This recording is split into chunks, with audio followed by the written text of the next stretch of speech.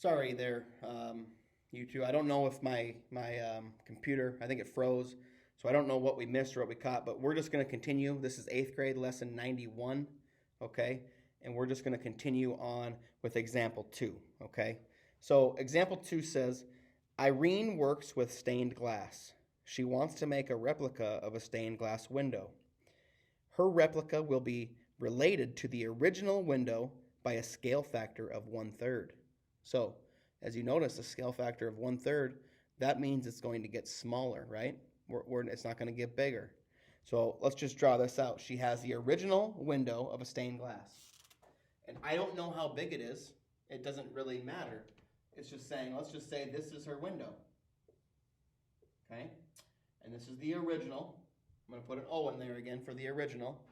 Okay? And then she wants it to be 1/3. Now, again, I don't know if this is drawn proportionately, but I'm just going to say that's just showing that we're going to get smaller and it's going to be 1/3 as big. Okay? The original window is made of 3,456 square inches of glass. Well, if we stop there for a second and we say 3,456 square inches, that's talking about the area of it, square inches. So I'm going to write that in. I'm going to write that below it. 3,456 square inches. Okay? And has a perimeter of 240. So I'm going to write that in. Okay? I'll just make a little note. Area, perimeter, that's 240 inches. Okay? Let's keep reading. How much glass will Irene use in the replica? So again, what's the area of her now replica version, the smaller one? And what will be the perimeter of her smaller one? Well, let's just start out with the perimeter, okay? Because the perimeter is just the scale factor, right? If you look on top of 611, it just says, hey, whatever the perimeter is, either just times it by the scale factor. So we're going to take the perimeter of what this was, and we're either going to times it by 1/3, or we're going to divide by 3. And I just like to divide by 3, so that's how I'll do it. So I'll say 240 divided by 3, and it ends up being 80. So her replica, the perimeter of her replica is going to be 80 inches.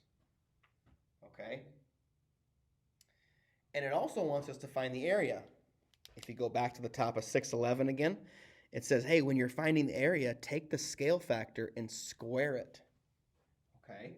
And that means we need to take it times itself. So 1/3 times 1/3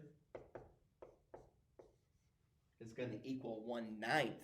So notice, well, I did the perimeter and just divided it by 3 because that was the scale factor, 1/3, or I could times it by 1/3. When you're doing the areas, you now have to square it and then use that number. So now we times it by 1/9 or divide it by 9, whatever way you want to do. So I'm going to write 3,456, and I'm just going to divide that by 9. How many times does 9 go into 34? It goes in 3 times. And that's going to be 8. Nope. 7. 7. Don't forget to drop down to 5. Okay, how many times does 9 go into 75?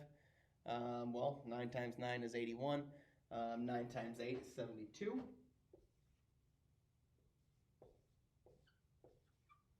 Don't forget to drop down to 6. Okay, and how many times does 9 go into 36? It goes in nice and even, and that is 4.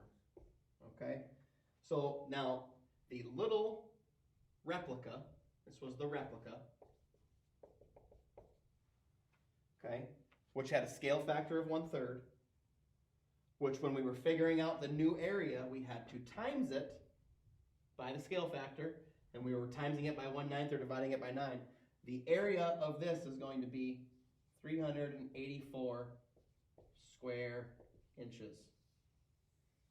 So there you have the perimeter on the bottom and these square inches on the top. I'll kind of get out of the way so you can see that. So, I hope that one helped. If we have any other questions on this lesson with the scale factors of making it bigger, making it smaller, make sure you come on and do our question and answer session on Tuesdays. Jeez, Tuesdays. I'm having a rough one here. It's not Tuesdays, sorry. Wednesdays at 12:30 and Thursday at 2. So, thank you and have a good day.